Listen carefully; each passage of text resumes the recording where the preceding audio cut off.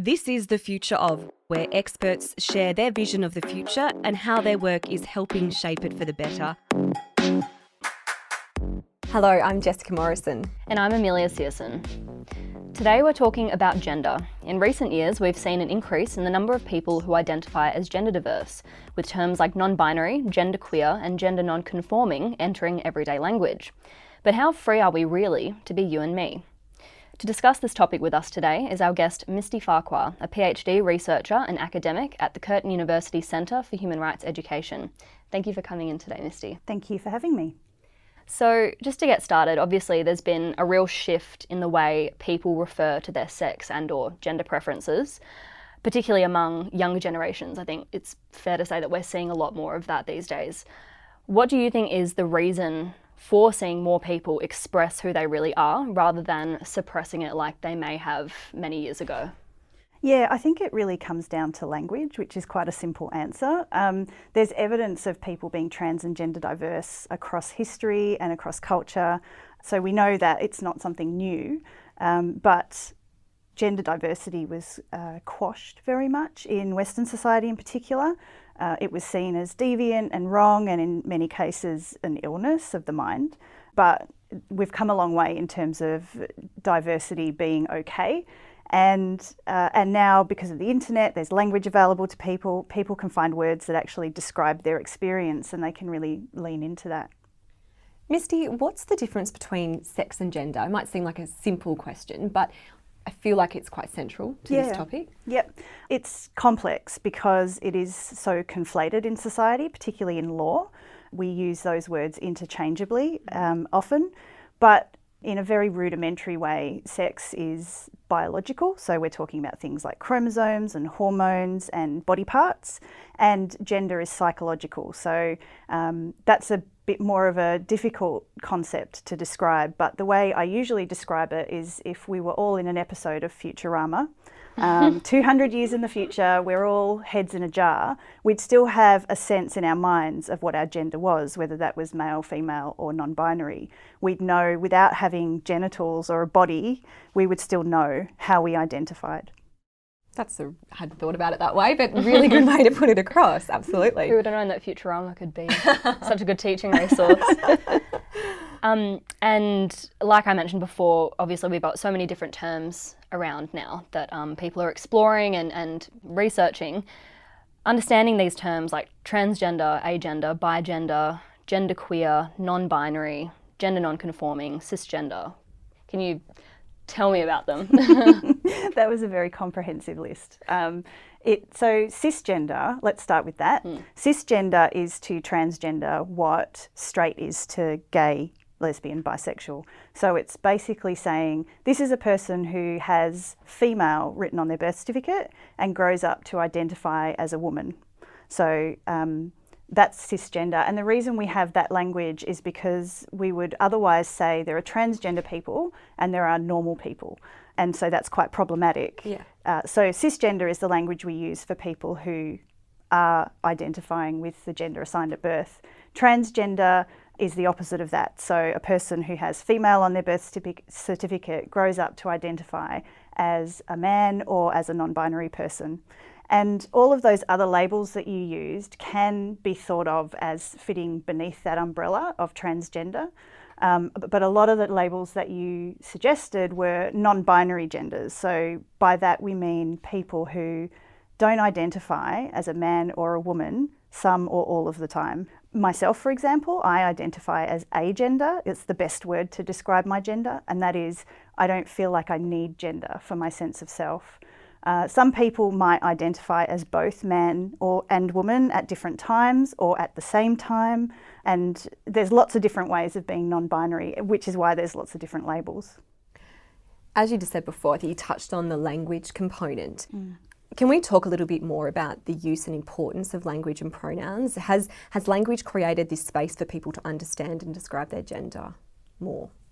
Yeah, so there's a myriad of labels, as we just talked about, and people are becoming more used to using different kinds of pronouns, or at least ideally they've become more used to not making assumptions about a person's gender based on the way they look. So someone who looks to you like a woman may not feel like a woman. They may use he, him pronouns or they, them pronouns. So it's really that there seems to be a lot more acceptance of that, at least in my little bubble, which is a start. Sorry, what was the other part of the question? I suppose you've also touched on it there as well. I mean, obviously language is important. You've said that. But is intention more important? So for example, for someone who might not be well versed or, have personal experience in this space, they may have the good intention of wanting to refer to someone as their preferred pronoun, but they may stumble because to them they may see that person and see that they look like a female, but that isn't their preferred pronoun. So can you talk a little bit about that? Because, for myself, for example, I would hate to offend someone.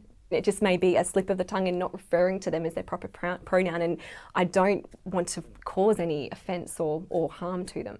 And I think largely that's where people are coming from. I think largely people don't want to offend people and they don't want people to be upset by something that they've said. Of course. And most trans and gender diverse people will take it that way. Okay. So they will, and I will do this myself, we will correct people and just say, oh, I use they, them pronouns actually, without getting angry about it, or because it happens a lot. Like people are still getting used to the idea of using different pronouns.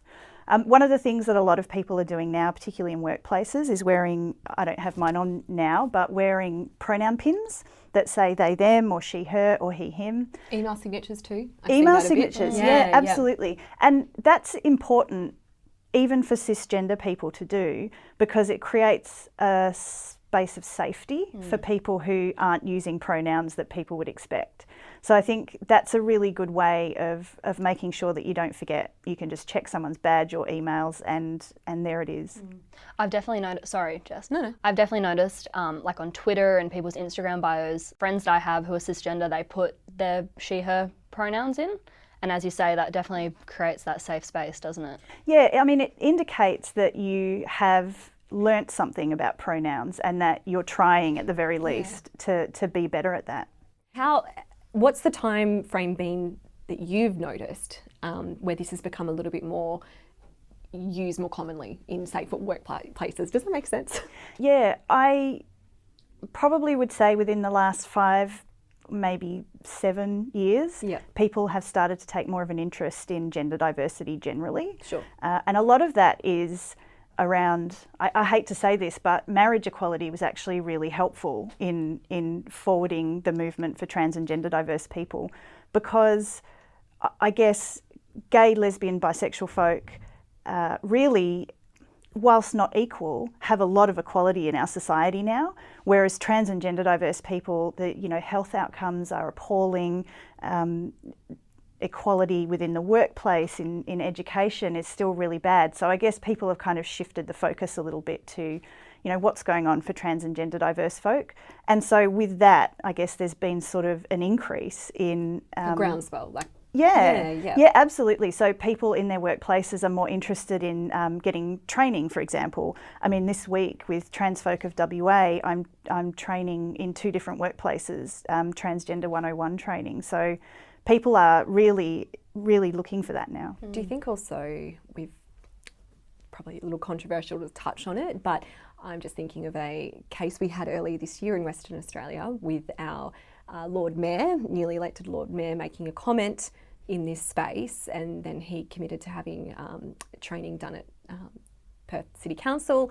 Do you think it's cases like that, which were obviously horrible at the time for those people who were offended by that, and I think it really did bring it to the public light. Do you think that those things sort of spur on? For example, you've said you've got 2 lots of training to partake in this week at different workplaces. Yeah, and all credit to the City of Perth. They have always been very supportive of the LGBTIQA+ community, and this was, from my perspective, really out of character for the City of Perth as an organisation. Sure. And obviously Basil is his own person and can say and do whatever he wants, but this is not, I don't think it's a reflection of the City of Perth. What I can say is that we actually had training booked at the City of Perth, but then we went into lockdown. So so that commitment has actually been honoured, and I genuinely think through conversations with various trans and gender diverse people that he's also learning. Learned. And I actually follow him on social media, and I've seen that. Yeah. So it is great to see. I suppose it's, unfortunate things like that to happen, but it kind of brings it into the public's, it was in the news and it became a topic of conversation. Yeah. And so I guess the thing to note about that is that was really painful for trans and gender diverse people. And it meant that people working in the right space for trans and gender diverse people were flat out for, a couple of weeks trying to do damage control around this, not just in the media, but also with their peers, making sure that everyone was okay. And so it's awful, but it is a really good learning experience for people who aren't trans and gender diverse. There just really needs to be a better way of doing that. Absolutely. Yeah, getting those conversations started is really what we need, isn't it? And that sort of links into the next question pretty well. What is the level of awareness in Australia around supporting those who identify as gender diverse, do you think? Australia is a more diverse place than we like to think. So there are definitely places where trans and gender diverse people don't have an easy ride, but it's much easier to be who they are. Places like Victoria, for example, where they have a commissioner for sexuality and gender, in comparison to somewhere like Western Australia, where there's no minister, there's no funding, there's really just grassroots work. So I think that the awareness is increasing, but it's nowhere near what it needs to be. What are some of the issues facing people who identify as trans and gender diverse in Australia? The biggest issue from my perspective is health-related, mental health-related in particular. There's a lot of research recently that shows inordinate amounts of suicidality amongst trans and gender diverse people, depression, anxiety. And this is not because we're inherently unwell. It's because of stigma and discrimination in society. It's because of not being able to access services in a way that affirms who we are. Yeah. So that is a really big problem, and there needs to be a lot of money poured into that in the same way as we would pour money into any group that is disproportionately affected with mental health issues. From my perspective, that's one of the biggest things. Access to medical care is not great. Even simple things like being misgendered or in hospital settings, being put into wards that don't necessarily fit a person's gender identity, using their legal name rather than their preferred name, that kind of thing. And the other issue is legal recognition. So in Tasmania and Victoria now there's been birth certificate reform, which this is state law, so it has to happen by state. It allows trans and gender diverse people to have the gender that they want on their birth certificate as opposed to the one that was assigned at birth. And that includes non-binary people, which is incredible. There's never been an option for non-binary on birth certificates. We don't have that in Western Australia. So if you're non-binary, you don't get to have the gender you prefer on your birth certificate. But there is movement towards changing those rules. I think ideally, if we're talking about the future of birth certificates, we would not have gender on our birth certificates. It's not actually important. It would be the same as having religion or race on our birth certificates, which is no longer on birth certificates because it's not relevant.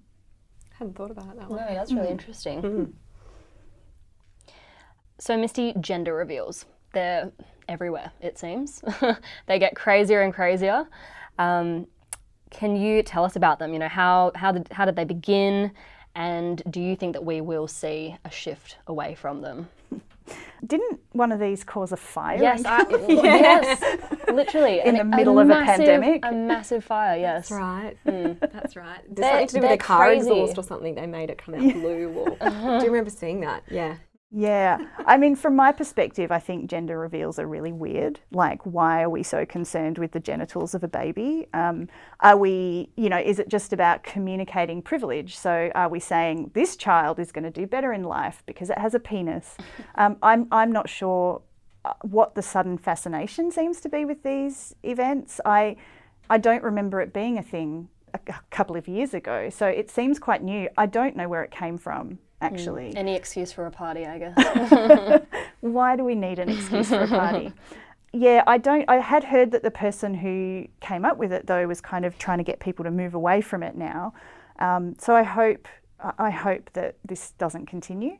talking of, we've obviously talked about gender reveals, and it sort of comes into this a little.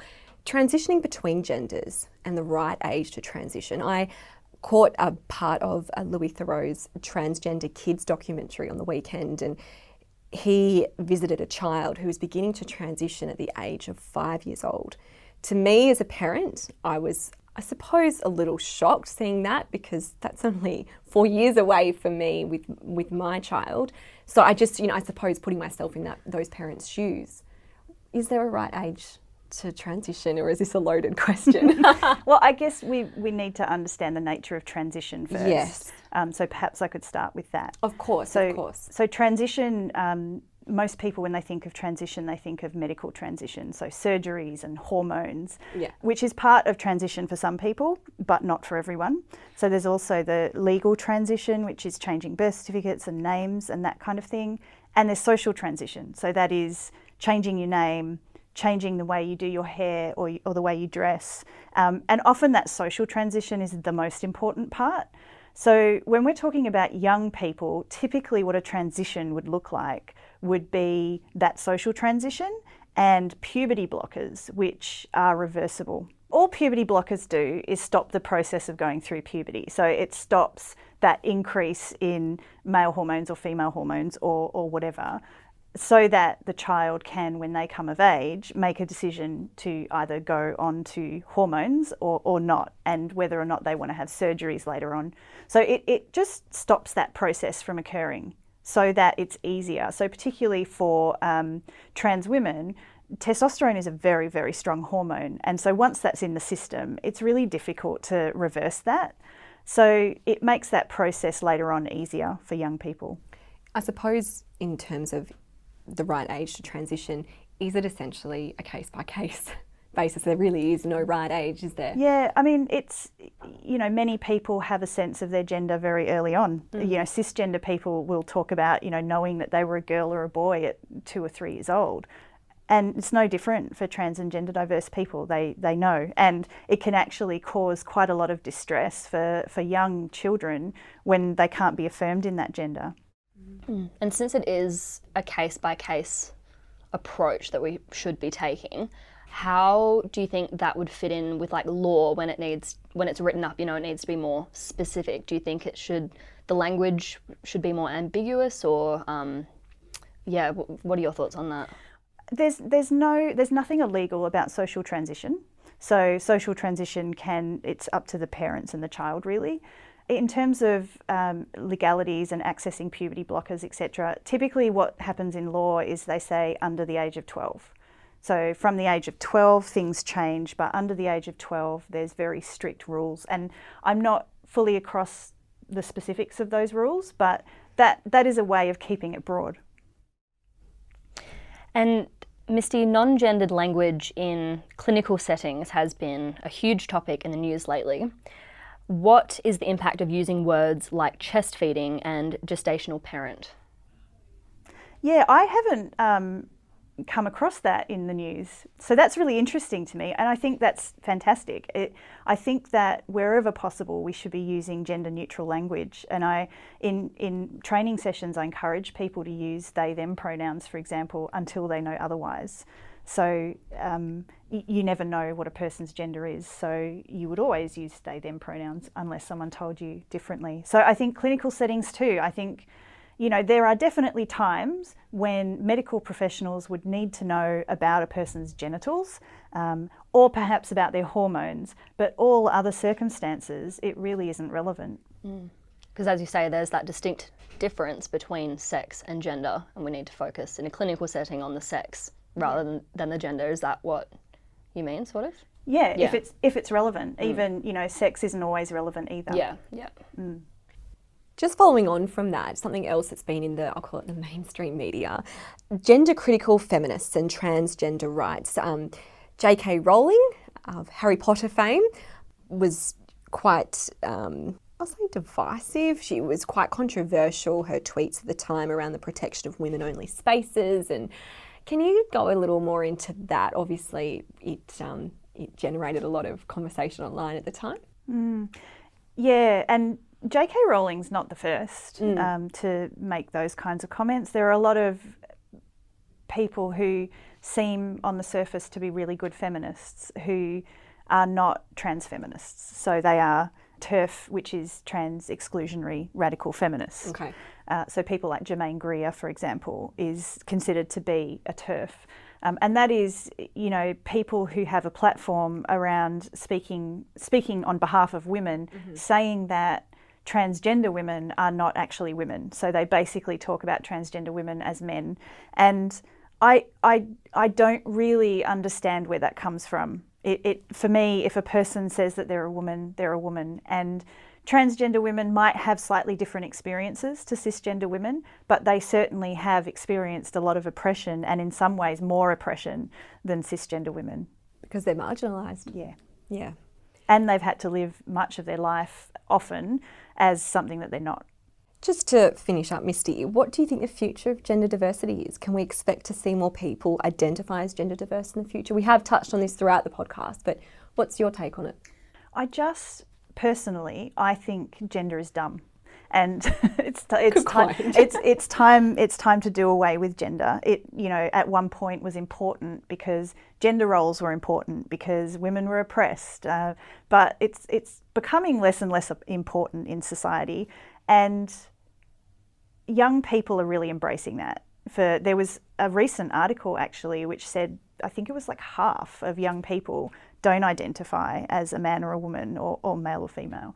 So young people are really in particular embracing this. It's a combination, I think, of the increase in awareness around gender diversity, the increase in language that's able to be used. It's almost a non-issue for young people. And I think hopefully in my lifetime, there'll be a time when we're not so obsessed with, you know, what's in people's pants. Good way to finish it. Look, I think you're right. As you said, it's awareness, and with time, I think you've seen things change just in the last 5 years. So hopefully we'll continue to see more change. Yeah. Thank you so much for coming in today, Misty. That's all we have time for today. Where can people connect with you? People can connect with me online, Facebook, Twitter, LinkedIn. My handle is Misty Glow on all of those. And if you're interested in my dogs, you can also follow me on Instagram. Fabulous.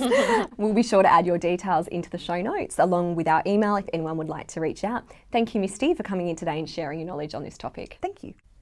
You've been listening to The Future Of, a podcast powered by Curtin University. Leave us a comment wherever you find this episode. We'd love to hear from you. And if you've got something out of today's episode, please rate us. Bye for now. See you next time.